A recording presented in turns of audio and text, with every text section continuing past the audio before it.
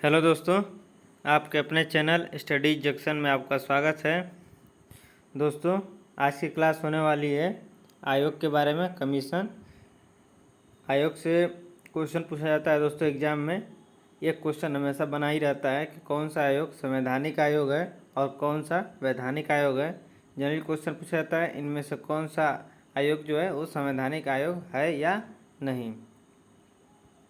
दोस्तों, आज हम पढ़ने वाले हैं आयोग कमीशन।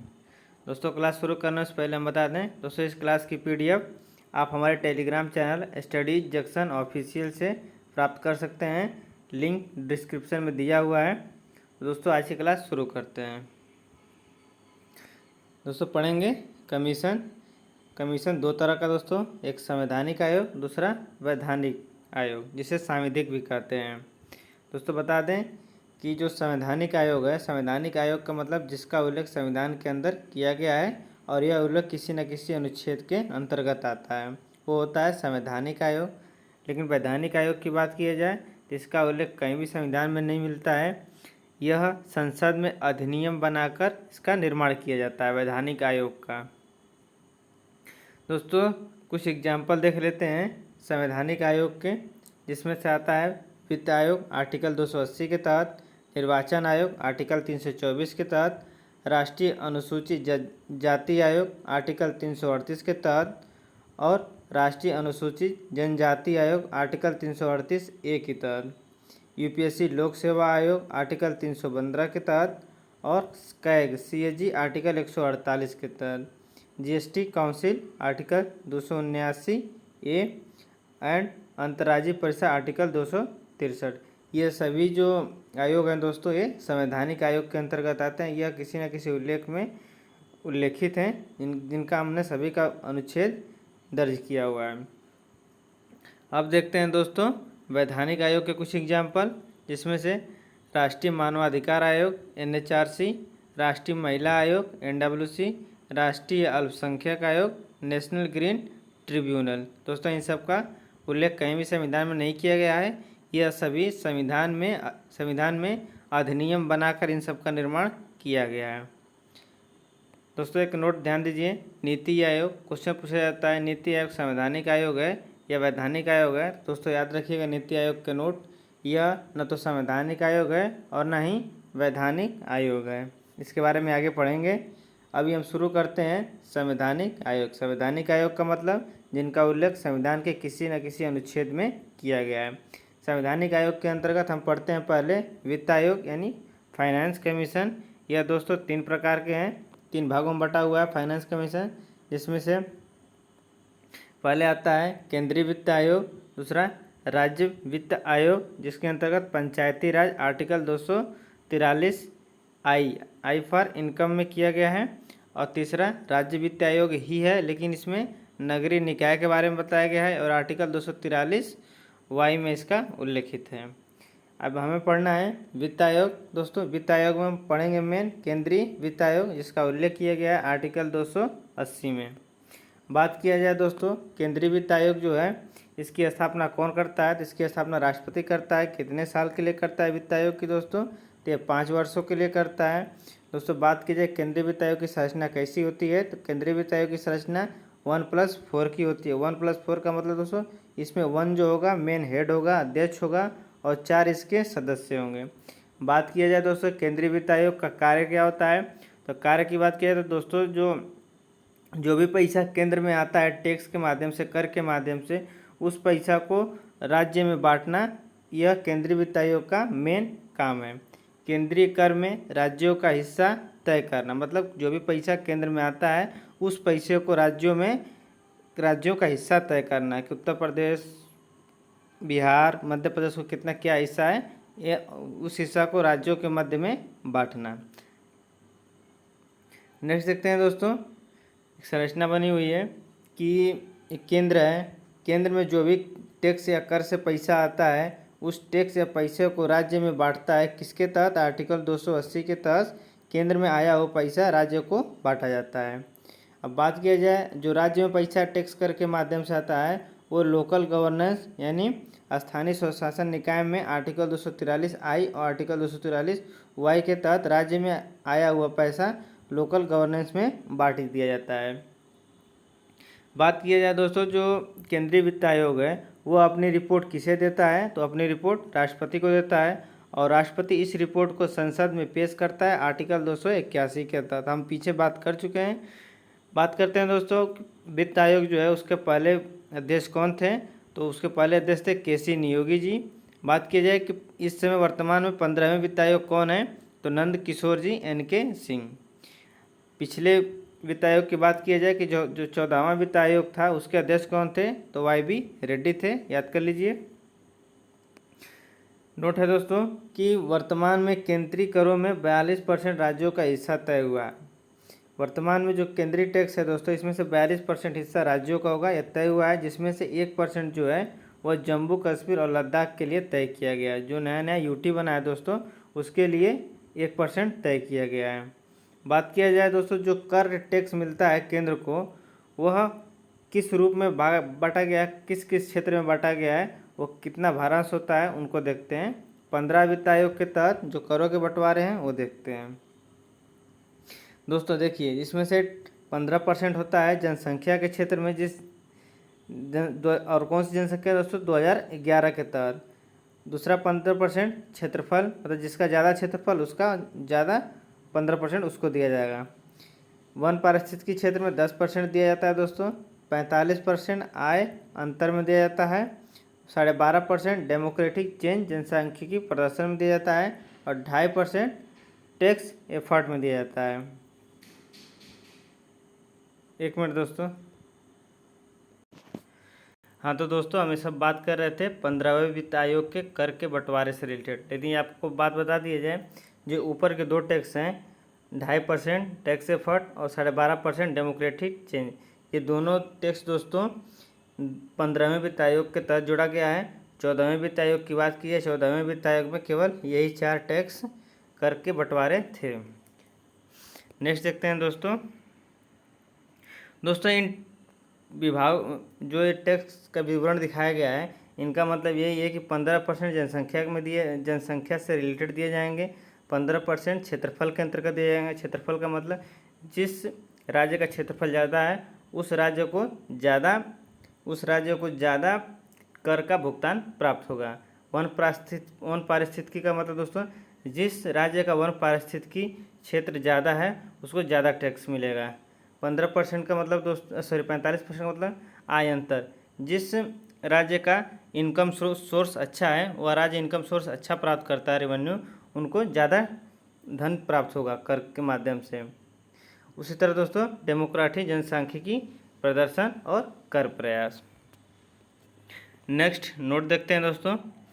नोट कि 15वें वित्त आयोग के फार्मूले में डेमोग्राफिक परफॉर्मेंस और टैक्स एफर्ट को जोड़ा गया है। अब हमने पहले ही बताया दोस्तों कि जो ये ऊपर के 4 हैं ये 14वें वित्त आयोग के अंतर्गत थे, लेकिन ऊपर के जो 2 हैं ये 15वें वित्त आयोग के तहत जोड़ा गया है, कर प्रयास और जनसांख्यिकी प्रदर्शन। नेक्स्ट देखते हैं निर्वाचन आयोग। दूसरा आयोग है दोस्तों निर्वाचन आयोग।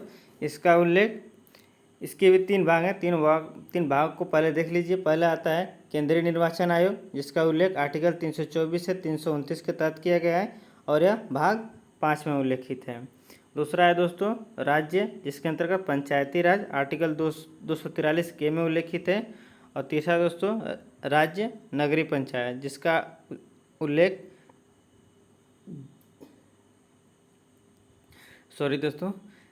तीसरा देखते हैं राज्य नगरीय पंचायत, जिसका उल्लेख आर्टिकल 243 ZA में किया गया है।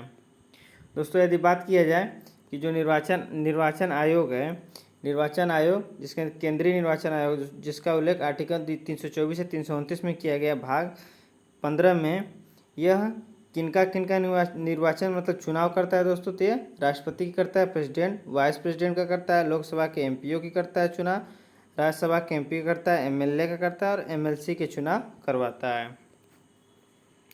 नेक्स्ट देखते हैं दोस्तों, अब पढ़ते हैं केंद्रीय निर्वाचन आयोग के बारे में, जिसका उल्लेख आर्टिकल 324 से 329 में किया गया है और इसकी स्थापना 25 जनवरी 1950 को होती है। इसलिए दोस्तों हम 25 जनवरी को राष्ट्रीय मतदाता दिवस के रूप में मनाते हैं।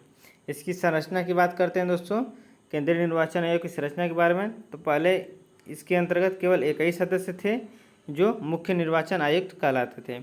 लेकिन दोस्तों वर्तमान में बात किया जाए तो इसकी संरचना 1+2 की संरचना है, जिसमें वन क्या है, 1 मुख्य चुनाव आयुक्त को दर्शाता है और 2 अन्य चुनाव आयुक्त को दिखाता है। बात किया जाए दोस्तों कि जो 1+2 की संरचना है इसे किसने दिया था दोस्तों, तो दिनेश गोस्वामी समिति के अंतर्गत 1+2 की संरचना प्राप्त हुई थी। नेक्स्ट देखते हैं दोस्तों, नेक्स्ट है मतलब नियुक्ति। जो केंद्रीय जो दोस्तों चुनाव आयुक्त हैं इनकी नियुक्ति कौन करता है, तो दोस्तों पहले तो इनकी नियुक्ति राष्ट्रपति करता था, लेकिन हाल ही में सुप्रीम कोर्ट ने कहा है, ध्यान दीजिए कि सुप्रीम कोर्ट ने कहा है कि केंद्रीय निर्वाचन आयोग की नियुक्ति राष्ट्रपति तो करेगा, ठीक है, कोई दिक्कत नहीं है, लेकिन अब यह जो भी नियुक्ति कर रहा है अब एक समिति के अनुसार होगी। और यह समिति के अंतर्गत कौन रहेगा दोस्तों, तो इस समिति में 3 सदस्य होंगे, जिसमें से एक सदस्य होगा पीएम, दूसरा विपक्ष का नेता होगा और तीसरा खुद मुख्य न्यायाधीश होगा। यह बात किसने कही है, सुप्रीम कोर्ट ने कहा है कि चुनाव आयुक्त जो भी हैं उनकी नियुक्ति राष्ट्रपति करेगा, कोई दिक्कत नहीं है, लेकिन एक समिति के अनुसार करेगा। इस समिति में 3 सदस्य होने चाहिए, 3 में से एक पीएम होना, एक विपक्ष नेता होगा और एक मुख्य न्यायाधीश खुद होगा।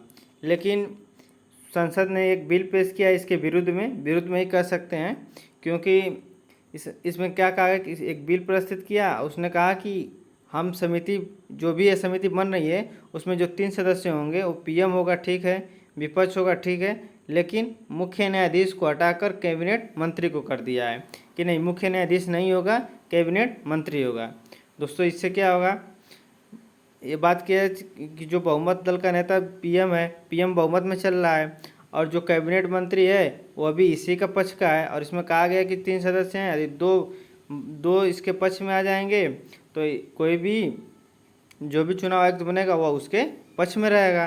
तो देखिए पीएम तो खुद हेड है और उसका एक मंत्री है, तो दोनों तो एक ही पक्ष के आ गए। और विपक्ष तो अलग है, विपक्ष कुछ भी कहे, जब दो व्यक्तियों का वोट मिल गया है तीसरा क्या करेगा। इसलिए सुप्रीम कोर्ट ने पहले पीएम रखा था, दूसरा विपक्ष और खुद को रखा था मुख्य न्यायाधीश। लेकिन अगस्त 2023 में, याद रखिए करंट अफेयर का न्यूज है कि अगस्त 2023 में एक बिल आया है जिसमें जो मुख्य निर्वाचन आयुक्त की नियुक्ति होगी उनकी एक समिति बनेगी जिसमें 3 सदस्य होंगे, पीएम होगा, विपक्ष होगा और कैबिनेट मंत्री होगा। दोस्तों यदि बात की जाए कि मुख्य जो निर्वाचन आयुक्त है उसका कार्यकाल कितना होता है दोस्तों, तो 6 वर्ष या 65 वर्ष होता है। बात की जाए मुख्य निर्वाचन आयुक्त करता क्या है, तो चुनाव करवाता है और जो भी राजनीतिक दल हैं उनको मान्यता देता है और उनके चुनाव छीन देता है। दोस्तों चुनाव के दौरान आचार संहिता को लागू भी चुनाव आयुक्त ही करता है। नेक्स्ट देखते हैं दोस्तों कि वर्तमान में यदि बात की जाए कि भारत में कितनी राष्ट्रीय राजनीतिक दल हैं दोस्तों, तो वर्तमान में राष्ट्रीय राजनीतिक दल 6 हैं। लेकिन बात किया जाए पहले कितनी थी दोस्तों, तो स्टार्टिंग में 8 थी। 8 में से दोस्तों 3 का दर्जा समाप्त कर दिया है, 3 का दर्जा समाप्त किया, लेकिन उसके बाद 1 को नया दर्जा भी दे दिया है। अर्थात वर्तमान में 6 राष्ट्रीय राजनीतिक दल हैं। इन 6 को हम क्रम से पढ़ लेते हैं दोस्तों, जिसमें से पहला है कांग्रेस।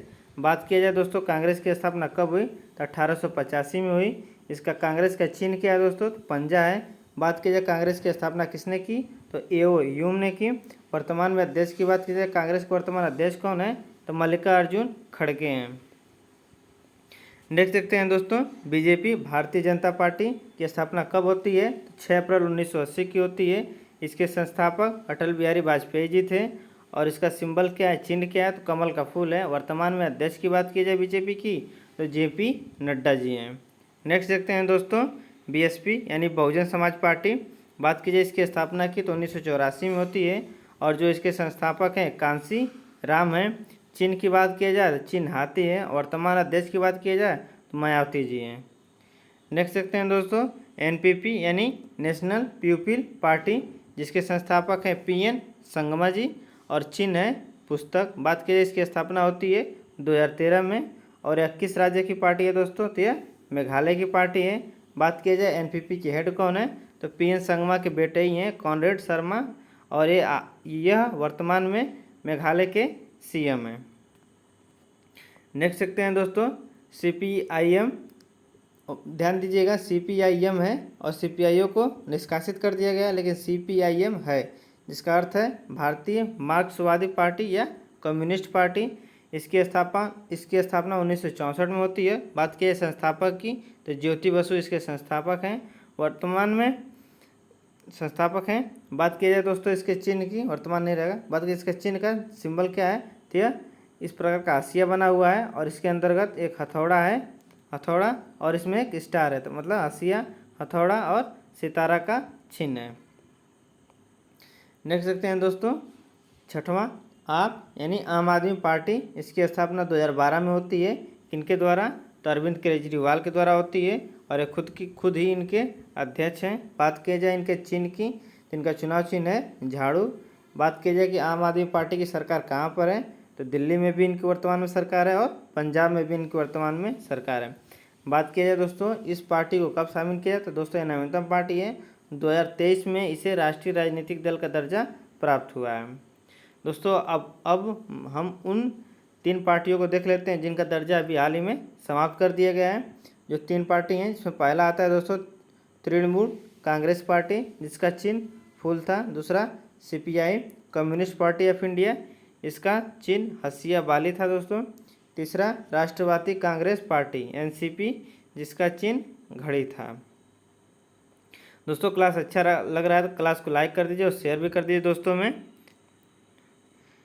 नेक्स्ट देखते हैं दोस्तों भारत के पहले मुख्य चुनाव आयुक्त कौन थे, तो थे सुकुमार सेन। याद रखिएगा पहला चुनाव आयुक्त हमेशा पूछता है। वर्तमान में बात किया जाए वर्तमान में मुख्य चुनाव आयुक्त कौन है, तो राजीव कुमार हैं और 25वें नंबर के हैं। बात की जाए दोस्तों पहली महिला मुख्य चुनाव आयुक्त कौन थी, तो रमा देवी थी और यह 1990 के दौरान।